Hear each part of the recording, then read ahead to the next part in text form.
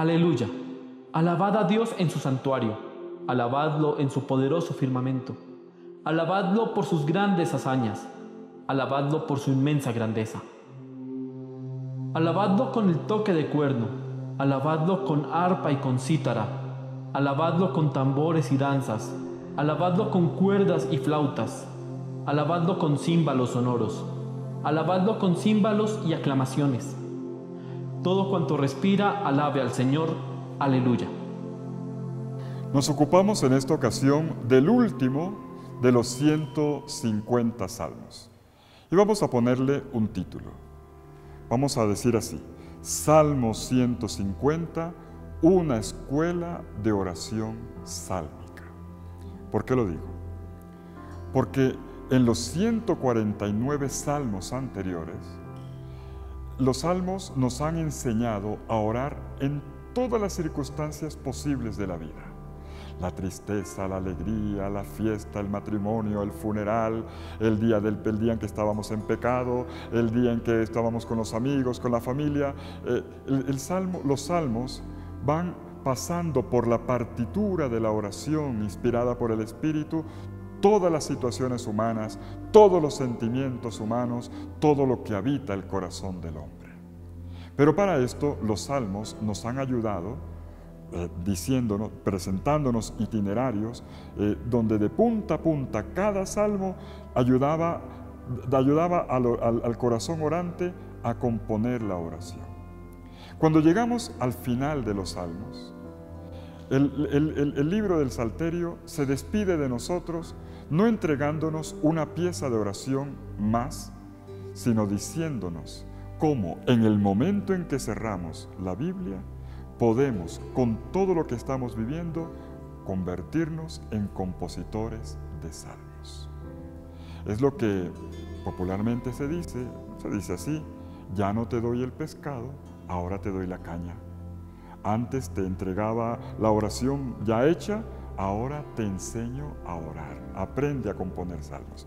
Esto es el Salmo 150 y por eso decimos una escuela de oración sálmica, para seguir componiendo salmos con la materia prima de nuestras experiencias cotidianas. ¿Y cómo se educa en la composición de salmos? Bueno, vamos a ver de nuevo tres claves. Hay tres claves en esta escuela de composición sálmica. Primera clave: el salmo al comienzo y al final nos coloca el grito de alabanza aleluya. En hebreo, aleluya. Halel, alaben al Señor o alaben a Yahvé. Podríamos decir que la primera clave es que en el camino de la oración del hombre debe al final experimentarse la victoria de la alabanza. Si nosotros tomáramos, de nuevo, repasáramos los 149 salmos anteriores, nos daríamos cuenta que todos los salmos pueden clasificarse en uno de estos dos movimientos, o del hombre a Dios o de Dios al hombre. Del hombre a Dios, la súplica; de Dios al hombre, el reconocimiento de la alabanza. Pues resulta que todos los salmos, que se pueden clasificar en diversos géneros literarios, en diversos tipos de oración, hay toda una taxonomía o una tipología de los salmos. En definitiva, no importa la clasificación de salmos que hagamos, en última instancia hay dos tipos de salmos, según estos dos movimientos. San Agustín decía que la oración son como las dos alas de un ave que elevan el corazón del hombre hasta Dios. Y las dos alas, que son los dos movimientos del hombre a Dios y de Dios al hombre, son la súplica y la alabanza. Pues resulta que de los 150 salmos, 76 son de súplica, los otros son de alabanza, o como se dice en hebreo, todá, donde cabe acción de gracias, bendición, alabanza, todas las formas del reconocimiento a Dios. En la medida en que vamos avanzando en la oración sálmica, nos encontramos con que la oración más importante es la de la alabanza. Y esta es la victoria de la alabanza. Como si el Señor nos dijera: en tu camino de oración, tú has aprendido a pedir, pero tienes que aprender la oración más difícil, que es la de la alabanza, la que no siempre sale espontáneamente. Lo más espontáneo, reconozcámoslo, es pedir. Para eso no necesitamos hacer mucho esfuerzo. Lo más difícil es agradecer, alabar, bendecir. Y por eso el Salmo 150 nos da como primera clave: aprende a alabar. Si tú aprendes a alabar, has aprendido definitivamente a orar. Segunda indicación del Salmo. El Salmo repite 10 veces el imperativo alábenlo. 10 veces. Es como si nos dijera una vez más, es que alabar no es fácil. Yo se los digo como sacerdote. A veces ocurre con un grupo, está uno en medio de un grupo en la pastoral, y uno le dice, bueno, vamos a darle gracias a Dios. Y entonces una persona dice, Señor, te gracias por mi familia, otro gracias por mi salud, otro gracias por el trabajo. Miren, y no han pasado 3 o 4, y otro dice, y yo te pido por mi tía que está enferma, y yo te... Qué difícil es agradecer y alabar. Como que vuelve enseguida la necesidad de pedir. Es importante pedir, pero es más importante alabar. Y el Salmo presiona 10 veces, alábenlo, alábenlo, alábenlo. Como quien dice, hay que ayudarse. Se trata de un salmo de escuela, es un salmo pedagógico. ¿Por qué 10 veces y no 15? Porque es pedagógico. Hombre, es un número para no olvidar. En una escuela le dicen a los niños, ¿cuántos dedos tienes en la mano? El niño levanta la mano y dice, tengo 10. Entonces le dice, de la misma manera debe ser la alabanza al Señor completa y perfecta como los dedos de la mano. Claro que le puede pasar a uno lo que me pasó una vez dando una conferencia en Guatemala para unos hermanos indígenas mayas. Cuando yo llegué a esto, dije, el número 10 es el número completo. Y levantó la mano uno y me dijo, Padre Fidel, en la cultura maya no es 10, es 20. Los dedos de las manos y los dedos de las pies. Ya, bueno, está bien, pero la idea es que es completo. Es que se trata de una oración completa. Pero aquí viene lo más bonito. Tercera indicación. El Salmo dice, alábenlo, alábenlo, alábenlo. O sea, no te canses de alabar, repasando todos los pasos de Dios por tu vida. La alabanza siempre es pascual. Los pasos de Dios se convierten en oración de alabanza. Siempre en oración de alabanza a Dios. Pero, indicación número 3, no es monótona. Pareciera que fuera, yo te alabo, yo te alabo, yo te alabo, yo te alabo. No, hombre, no. El Salmo invita a vivir un movimiento del corazón, a seguir una especie de ondulación del espíritu orante en 3 pasos. El imperativo, alábenlo, en las 2 primeras ocasiones está acompañado de la preposición en. Al principio dice alábenlo en, alábenlo en. Por lo tanto, se trata de descubrir el lugar de la oración, donde hay que alabar a Dios. La segunda, los siguientes imperativos del versículo, en el versículo 2, acompañan la alabanza de la preposición por. Primero, alabar a Dios en. Segundo, alabar a Dios por. Y luego nos encontramos en el resto del Salmo con la preposición con. La modulación del corazón orante hace que la alabanza tenga 3 expresiones. Hay que saber alabar a Dios en, alabar a Dios por y alabar a Dios con. Entonces no es monótono. Y entonces aquí tenemos el aprendizaje. Veamos primero la alabanza en. Dice el Salmo, alabad a Dios en su santuario, alabadlo en su augusto firmamento. Noten una cosa, cuando el orante aprende a orar, lo primero que pregunta es, bueno, ¿y dónde escucha Dios las oraciones? Y uno dice, bueno, todo lugar es bueno para orar, pero para eso se han hecho las capillas, para eso se hicieron los santuarios. En la antigüedad la gente tenía claro, eso no ¿dónde puedo encontrar a Dios? ¿Dónde puedo vivir mejor la oración? En el santuario. Y por eso empieza así, alaben a Dios en el santuario, en el templo. Pero una persona que ha hecho el aprendizaje de la oración en los salmos, da un salto cualitativo. Resulta que el Salmo dice, alabadlo en su poderoso firmamento. Firmamento en hebreo es raquiaj.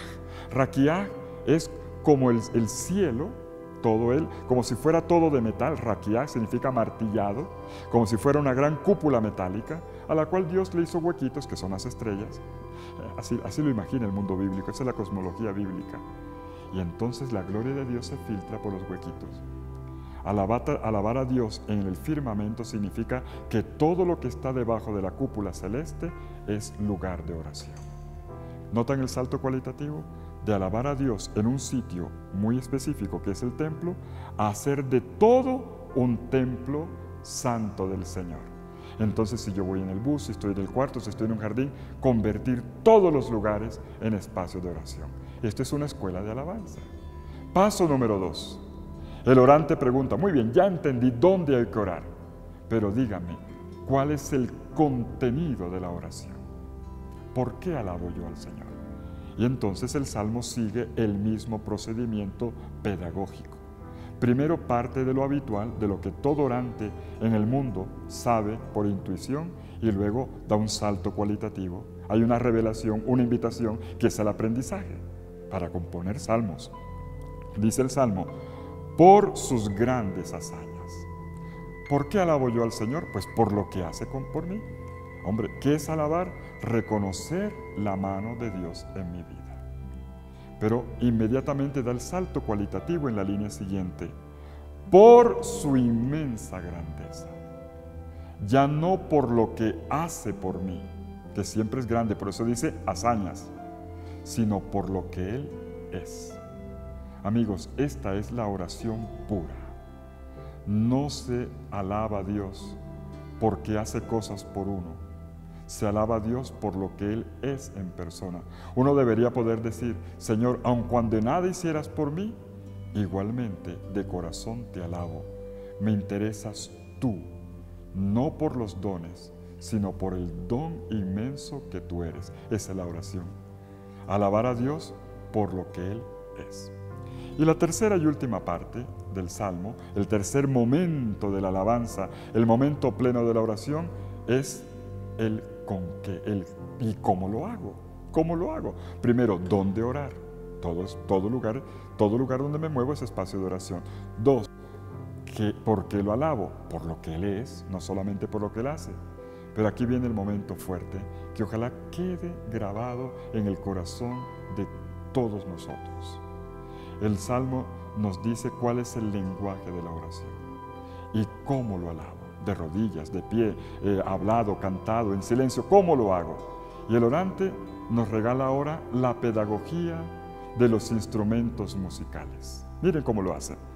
Versículo 3. Alabadlo con clangor, con toque de cuerno. En la Biblia, el cuerno es la trompeta primitiva, que normalmente sonaba el sumo sacerdote. Estamos en el patio, en la explanada del templo. Sale el sumo sacerdote y toca la trompeta, indica la voz de Dios. La trompeta en la Biblia es la voz de Dios. En la oración, el primero que habla es Dios. Entonces no tengo que preocuparme. La oración consiste primero en dejar hablar a Dios. La oración siempre es respuesta a una palabra de Dios que me busca y me habla primero. Pero bueno, miren ustedes la pedagogía. Está el sacerdote tocando la trompeta y ahora salen al escenario, en medio del templo salen los levitas y los otros sacerdotes con instrumentos de cuerda. Alabadlo con arpa y con cítara. Los instrumentos de cuerda representan la corte celestial, que ahora acompañan la trompeta. Tenemos un concierto de trompeta y cuerdas, que están afinados. Alabar al Señor es poner en sintonía nuestro corazón con el de Él. Así como en el cielo, Dios y su corte celestial están en plena sintonía. De repente, vemos que se abren las puertas del templo y entran los peregrinos. Llegan los peregrinos Los peregrinos llegan con tambor y con danza. Los hombres tocan el redoblante, el tambor que acompaña las caminatas. Para caminar lo que sirve es el tambor. Tocan los tambores, llegan las procesiones de peregrinos y las mujeres con sus faldas danzando, haciendo las coreografías para bendecir al Señor, y vemos cómo las voces celestiales se unen a las voces terrenas que están representadas en el caminar del hombre, del peregrino, y del hombre también, y de la mujer que con su danza expresa lo que ningún lenguaje puede decir, que es la expresión corporal de la danza. Y de repente hay un silencio. En este momento en que suena la trompeta, las cuerdas y también la percusión y está todo acompañado de la danza, hay silencio. Y se escuchan las voces de los solistas. Alabadlo con cuerdas y flautas. Se escucha ahora el laúd, la voz triste, la música de los funerales, y también la voz de la flauta, que es la de los amores logrados y perdidos también. Escuchamos la voz interior del hombre en su lamento y en su canto de búsqueda del amor.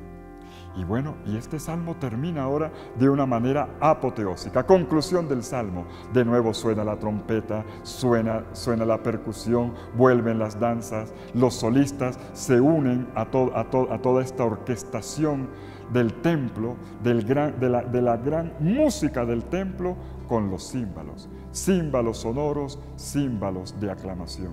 Los címbalos sonoros son las palmas. Eran platillitos. Todo el mundo participa en la gran apoteosis del culto del templo. Y finalmente la voz humana, la cumbre de la música, la voz humana, címbalos de aclamación, teroah, hoshiana, que eran los grandes cantos del templo como culmen de las procesiones. Y el orante termina cerrando el libro del Salterio, despidiéndose de este libro que ha educado tanto su corazón orante, diciéndole al Señor, ya no un imperativo, sino un deseo. Todo cuanto respira, alabe al Señor. Cuando sale del templo, cuando ha sido educado en la oración, con los salmos, y ha vivido este momento grande, apoteósico, de epifanía de Dios en medio del templo, el orante vuelve a su cotidianidad, como lo hacemos nosotros, ustedes y yo ahora, pero con un deseo. Aun cuando ya no esté en medio del templo con los brazos en alto, aun cuando no tenga esta oración bíblica en mis labios, Señor, que mi corazón no deje de cantar, que mi vida no deje de alabar. Toda mi existencia, las 24 horas, los 365 días del año, sean una alabanza continua. Y aun cuando no te tenga en la mente en ese momento, y aun cuando mis sentimientos no estén conectados contigo, Señor, que mi respiración sea el mejor canto.